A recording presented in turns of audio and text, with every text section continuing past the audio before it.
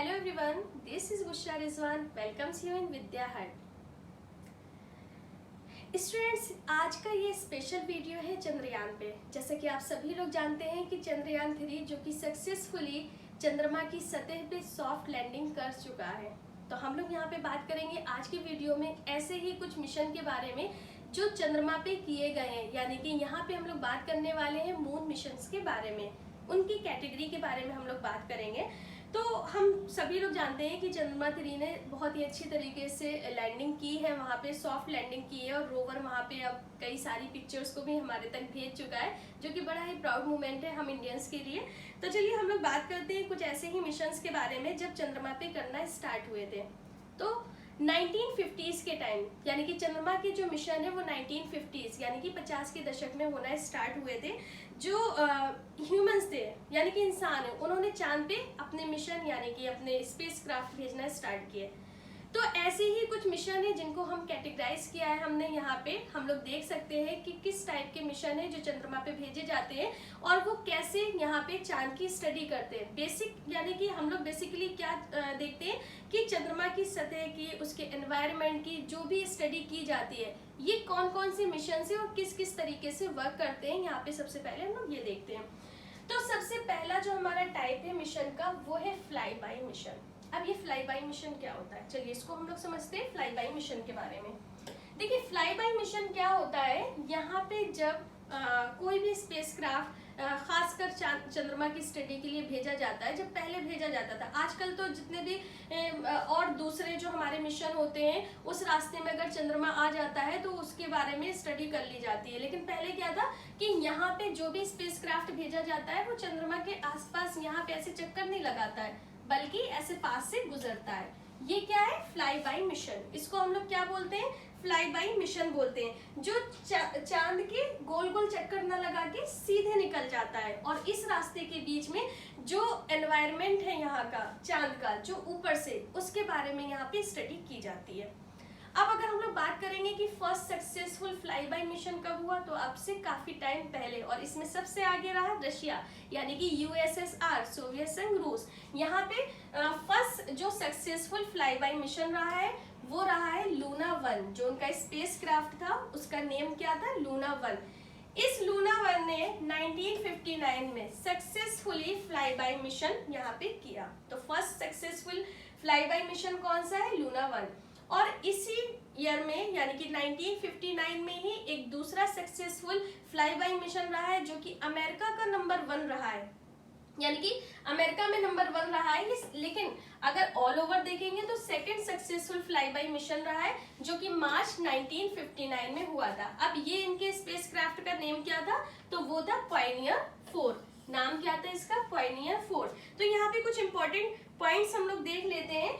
तो अगला जो अगर हम लोग बात करेंगे, ऐसे ही कई सारे मतलब कि ये स्पेस बाई जो फ्लाई बाई जो स्पेस मिशन हुए हैं या फ्लाई बाई जो मिशन हुए कई सारे हुए हैं, ऐसा नहीं है कि एक दो हुए हो। और आज के टाइम पे तो जब दूसरे मिशन के लिए कोई स्पेसक्राफ्ट भेजा जाता है तो उसके रास्ते में अगर चांद आता है तो उसकी स्टडी की जाती है। अभी अगर हम लोग बात करेंगे, फर्स्ट टाइम हम लोगों ने देखा है, अगर हम लोग देखते हैं कि जैसे हमारी अर्थ है, अर्थ के साइड में जो चंद्रमा का फेस है वो एक ही साइड दिखाई देता है, क्योंकि जो चांद है ना वो पृथ्वी को ऐसे करके राउंड राउंड ऐसे चक्कर लगाता है। जब हमारी अर्थ पूरा ऐसे करके राउंड शेप लेती है या ऐसे घूमती है तो चांद भी उसके साथ में पूरा एक चक्कर लगाता है। तो इस वजह से हमें हमेशा चांद का सिर्फ एक ही फेस दिखाई देता है, यानी कि जो उसके अदर साइड का फेस है वो हमें कभी भी हमें अर्थ से या पृथ्वी से नहीं दिखाई दिया है। लेकिन अपोजिट साइड के अगर हम लोग पिक्चर के बारे में बात करेंगे, इमेज के बारे में बात करेंगे, तो first time we see moons opposite side image, तो वो हमें लूना 3, जो ये लूना का ही अगला पार्ट था, यानी कि लूना 3 के जरिए हमें मिली थी, जो यूएसएसआर यानी कि फिर से एक बार सोवियत संघ यानी कि रूस के द्वारा भेजी गई थी, जो कि अक्टूबर 1959 में। यानी कि हमें यहाँ पे लूना 3 के द्वारा या उसके जरिए हमें यहाँ पे सेकंड साइड की इमेज चंद्रमा की हमें दिखाई दी। देखिए अगर हम लोग आज के टाइम पे बात करते हैं लूनार, यानी कि चंद्रमा पे जो मिशन होते हैं उन्हें लूनार ही कहा जाता है चांद के हिसाब से। तो यहाँ पे आज के टाइम पे अदर साइड का अगर हम फेस देखते हैं तो कुछ इस टाइप का क्लियर हमें दिखाई देता है, क्योंकि आज की टेक्नोलॉजी ज्यादा स्ट्रांग हो गई है और जो कैमरा है उसके पिक्सल वगैरह ज्यादा स्ट्रांग हो गए। लेकिन जब लूना 3 से इमेज ली गई थी 1959 में, तो चांद का अपोजिट साइड कुछ इस तरीके से दिखाई देता था। हम लोग कैसे इसको आइडेंटिफाई कर सकते हैं कि सेम यही इमेज है? तो आप इसकी क्रेटर्स देख सकते हैं। ये जो क्रेटर्स हैं बड़े बड़े यानी कि गड्ढे, इनके जरिए आप अंदाज लगा सकते हैं कि ये इमेज उस टाइम पे किस तरीके से वैज्ञानिकों ने इसको आइडेंटिफाई किया होगा या इसके बारे में रिसर्च की होगी। ये कुछ आप क्रेटर्स के जरिए आप देख सकते हैं। लेकिन आज के टाइम पे क्योंकि टेक्नोलॉजी काफी स्ट्रांग हो चुकी है, कैमरास काफी स्ट्रांग हो चुके हैं, दैट्स वाई हमें यहाँ पे क्लियर इमेज दिखाई दे रही है। तो हमारा जो फर्स्ट मिशन है, यहाँ पे हम लोग बात कर रहे थे फ्लाई बाय मिशन के बारे में। आई होप आप लोगों को ये पॉइंट समझ में आया होगा।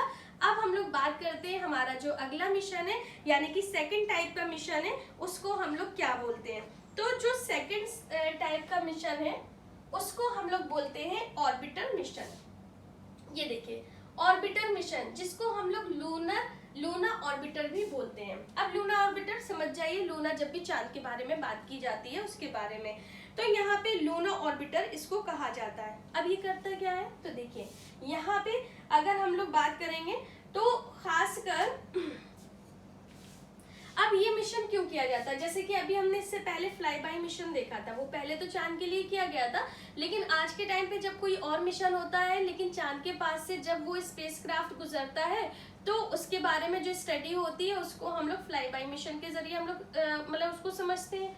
लेकिन आज के टाइम पे अगर हम लोग बात करेंगे, अगर हम लोग सिर्फ और सिर्फ चंद्रमा के बारे में जानकारी इकट्ठा करना चाहते हैं, यानी कि चांद के बारे में जानकारी लेना चाहते हैं, तो ये मिशन किया जाता है जिसको हम लोग ऑर्बिटर मिशन कहते हैं। इसको हम लोग लूना ऑर्बिटर भी कहते हैं। अब ये कैसे वर्क करता है? जैसे अभी हमने देखा था कि जो फ्लाई बाय मिशन था उसमें क्या हो रहा था, जो स्पेसक्राफ्ट था वो सीधा निकल के जा रहा था, यानी कि यहाँ पे गोल गोल चक्कर नहीं काट रहा था। जैसे हम लोग देखते हैं जो सैटेलाइट होती है, जैसे हमारी अर्थ की जो नेचुरल सैटेलाइट है वो मून ही है, चंद्रमा ही है। तो यहाँ पे जो नेचुरल सैटेलाइट है ये क्या है? पृथ्वी के चक्कर चारों तरफ लगाती है। ऐसे ही ये ऑर्बिटर मिशन होते हैं जो सिर्फ और सिर्फ चंद्रमा के ही चारों तरफ चक्कर लगाते हैं। अब इस चक्कर लगाने से क्या होता है, यानी कि ये जो गोल गोल चारों तरफ ये जो घूम रहे हैं, इनके घूमने से होता क्या है? तो सबसे पहले हम लोग इसके बारे में जानते हैं कि जो इसका सरफेस कैसा है, ठीक है। ऊपर से जो इमेजेस वगैरह ली जाती हैं या जो यहाँ का एटमॉस्फेयर है वो कैसा है, उसकी स्टडी करने के लिए हम लोग इस टाइप के मिशन को करते हैं, ऑर्बिटर मिशन। अगर आज के टाइम पे बात करेंगे तो करीब 40 से ज़्यादा ऑर्बिटर मिशन किए जा चुके हैं जो कि सक्सेसफुल रहे हैं।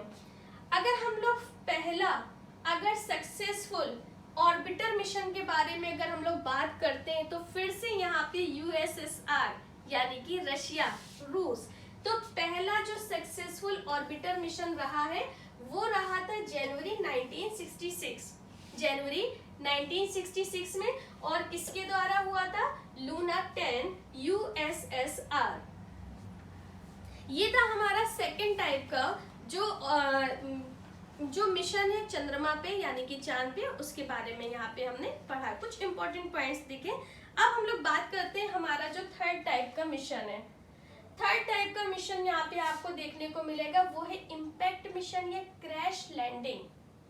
इम्पैक्ट मिशन या क्रैश लैंडिंग, आप लोग इसको क्रैश लैंडिंग से ही समझ गए होंगे, यानी कि कोई चीज क्रैश होना, ठीक है, उसके बारे में बात हो रही है। तो यहाँ पे सबसे पहले हम लोग बात करेंगे कि ये जो मिशन है ये कैसा मिशन होता है। यहाँ पे क्या होता है कि यहाँ पे स्पेसक्राफ्ट का पार्ट क्या किया जाता है? क्रैश करवाया जाता है, यानी कि यहाँ पे सीधे तरीके से जो अर्थ है जो चंद्रमा है, चांद है, उस पे क्रैश करवाया जाता है, यानी कि सीधे तरीके से एक बहुत ही तेज धमाका सा होता है उसमें गिराया जाता है। अब इससे क्या होता है तो इसके बारे में भी हम लोग समझते हैं। यहाँ पे क्या होता है जब स्पेसक्राफ्ट होता है, जैसे अभी हम लोग देख रहे थे ना, ऑर्बिट कर रहा था स्पेसक्राफ्ट, ये हमारा क्या है, ये है मून, और मून में ये ऑर्बिट कर रहा है कोई भी एक सैटेलाइट या स्पेसक्राफ्ट। अब उससे क्या होता है, एक पार्ट अलग किया जाता है या वो पार्ट अलग होता है। अब ये स्पेसक्राफ्ट का जो अलग होता पार्ट है, इसको हम लोग क्या कहते हैं? Moon impact probe. इसको हम लोग क्या बोलते हैं? मून इम्पैक्ट प्रोब बोलते हैं। इसको हम लोग बोलते हैं मून इम्पैक्ट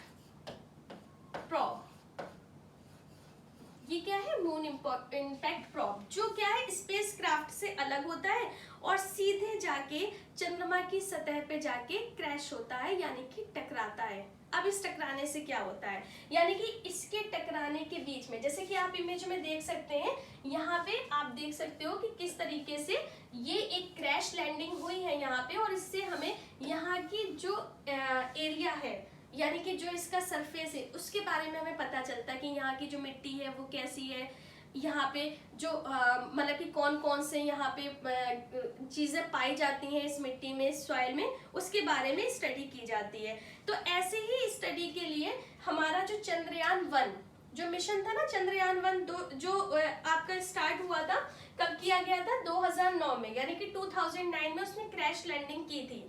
तो चंद्रयान-1 ये लॉन्च किया गया था इसरो के द्वारा, यानी कि यही जो आपका देख रहे हो ना इम्पैक्ट मिशन, इसी के अंडर में आता था चंद्रयान-1, जिसने क्रैश लैंडिंग के थ्रू चांद पे एक मिशन अपना पहला किया था।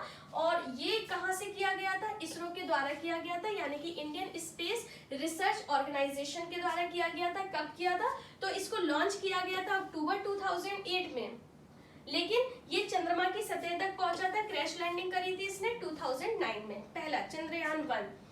अगर इसके अलावा और हम लोग बात करेंगे इसके बारे में, तो चंद्रयान-1 का जो मून इम्पैक्ट प्रोब था, जो स्पेस क्राफ्ट से अलग होने वाला पार्ट है, जो जाके क्रैश लैंडिंग करता है, उसका नाम क्या था, चंद्रास एल्टीट्यूडनल कंपोजिशन एक्सप्लोरर, जिसको हम लोग चास भी कह सकते हैं।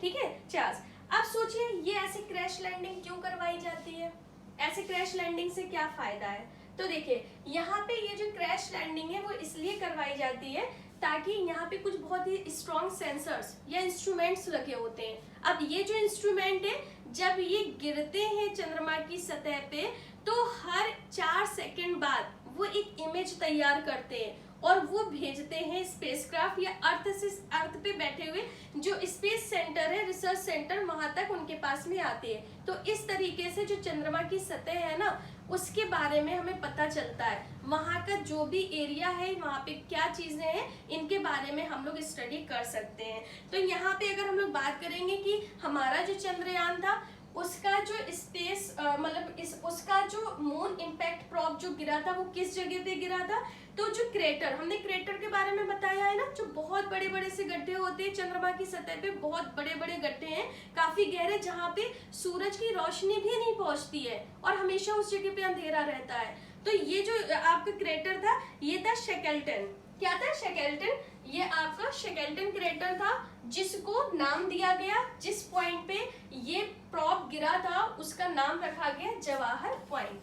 ठीक है, उसका नाम क्या रखा गया, जवाहर पॉइंट। तो ये था हमारा 3rd टाइप का मिशन जो चंद्रमा पे किया जाता है। अब बारी आती है 4th टाइप के मिशन के बारे में। तो हमारा जो 4th टाइप मिशन है वो है लैंडर मिशन। देखिए 4th टाइप का जो मिशन है वो है लैंडर मिशन। लैंडर का मतलब क्या हो गया, लैंड करवाना, सक्सेसफुली स्पेस क्राफ्ट का जो लैंडर होता है, लैंडर, उसको लैंड करवाना। तो यहाँ पे इसमें क्या होता है, जैसे कि अभी हमने देखा था जो इम्पैक्ट मिशन था, उसमें क्या था, क्रैश लैंडिंग हो रही थी, यानी कि ऊपर से छोड़ना और तेजी के साथ में नीचे गिरना, उसके बीच में जितनी भी इंफॉर्मेशन है जल्दी जल्दी उसको स्टोर करना।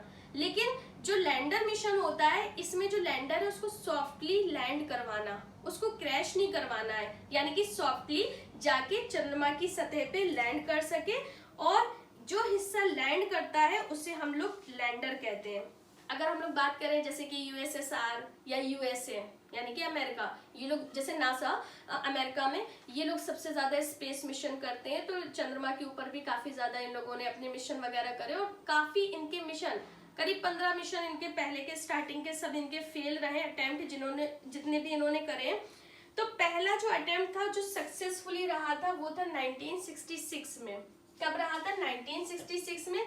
अगेन ये फर्स्ट सक्सेसफुल अटेम्प्ट किसने अचीव किया, यूएसएसआर, जो कि लूना 9। अगला जो अटेम्प्ट था लूना 9 जो कि रशिया के द्वारा किया गया। तो अगेन ये एक सक्सेसफुल एक मिशन रहा था जिसमें वो सॉफ्टली लैंड करवा सके थे लैंडर को। अब जो लूना 9 था, ये जिसके बारे में हम लोग बात कर रहे हैं ना, जो स्पेसक्राफ्ट जो जिसने लैंड किया था, तो लूना 9 ने मून के सरफेस की एक फोटो सेंड करी थी। तो आज के टाइम पे हम लोग देख रहे हैं कब ये मिशन हुआ था, 66 में हुआ था। फिर से वही बात कि आज के टाइम पे कैमरे ज्यादा स्ट्रॉन्ग क्वालिटी के हो गए, तो उस टाइम पे जब जो मून के सरफेस की जो पिक दी थी वो कुछ इस तरीके से भेजी थी, जिससे वैज्ञानिकों को काफी हेल्प मिली और उन्होंने काफी ज्यादा स्टडी कर सके। अब ये जो स्पेसक्राफ्ट होते हैं काफी भारी होते हैं, काफी वजनी होते हैं, तो वापस आने के कोई ऐसे चांसेस नहीं होते हैं। तो ये हमारा क्या था, 4 टाइप का मिशन था, लैंडर मिशन, जिससे हम लोग चंद्रमा की स्टडी करते हैं या वैज्ञानिक साइंटिस्ट इन्हीं के जरिए स्टडी करते हैं। अगला जो मिशन है वो है रोवर मिशन। रोवर मिशन जो कि काफी मतलब कि आज के टाइम पे फेमस हो रहा है, क्योंकि चंद्रयान 3 एक रोवर मिशन ही था। तो चलिए, यहाँ पे रोवर मिशन में क्या होता है, ये जो रोवर मिशन होता है इसमें लैंडर तो जाता है जो सॉफ्टली लैंड करता है। अब ये जो रोवर है ये आसपास क्या करता है, एक छोटा सा रोबोट की तरह होता है, यानी कि रोबोट होता है, इसमें पहिए लगे होते हैं, और ये क्या करता है, मून की जो सरफेस है यानी कि सतह है उस पर ये मूव करता है, इधर उधर जाता है, यानी कि मूव करता है और सतह के बारे में जानकारी इकट्ठा करता है। जैसे लैंडर था, एक जगह जाके लैंड हो गया, स्थित हो गया, लेकिन जो रोवर होता है वो क्या करता है, वो धीरे धीरे वॉक करेगा और उसका एक पर्टिकुलर एरिया होता है, उस एरिया में वॉक करने के बाद वो ये बताएगा कि सरफेस में क्या क्या चीजें हैं, अवेलेबल हैं, कौन कौन सी चीजें पाई जाती हैं, सारी चीजें। तो अगर हम लोग रोवर के बारे में बात करते हैं तो फर्स्ट सक्सेसफुल रोवर मिशन कौन सा रहा था, ये रहा था USSR के द्वारा। और कब किया था, नवंबर, कब किया था, नवंबर में किया था 1970 में, 1970 में, 1970 में फर्स्ट सक्सेसफुल रोवर मिशन रहा था जो कि USSR के जरिए किया गया था। अगर हम लोग बात करते हैं हमारे इंडिया के मिशन के बारे में, तो चंद्रयान 2 जो कि 2019 में सब लोग बड़ा डिसअपॉइंट हो गए थे कि अरे ये क्या हुआ, मिशन फेल हो गया, और काफी लोग निराश हो गए थे, लेकिन फॉर्चुनेटली अब हम लोग काफी हैप्पी हैं और सभी लोग बहुत खुश हैं। तो चंद्रयान 2 ये एक रोवर मिशन था जिसमें लैंडर था विक्रम और रोवर था प्रज्ञान, लेकिन 2019 में जब ये लैंड कर रहा था तो क्रैश लैंडिंग हो जाती है, यानी कि बहुत ही ज्यादा हार्ड होती है, जिसकी वजह से जो उसके लेग्स होते हैं लैंडर के वो डिस्ट्रॉय हो जाते हैं, टूट जाते हैं। ये एक फेल मिशन साबित हुआ जो कि 6 सितंबर यानी कि 6 सितंबर 2019 में ये फेल रहा था। चलिए अगले टाइप के मिशन के बारे में अब हम लोग बात करते हैं। तो अगला जो मिशन है वो है ह्यूमन मिशन। ठीक है, अब ह्यूमन मिशन में क्या होता है वो देखिए।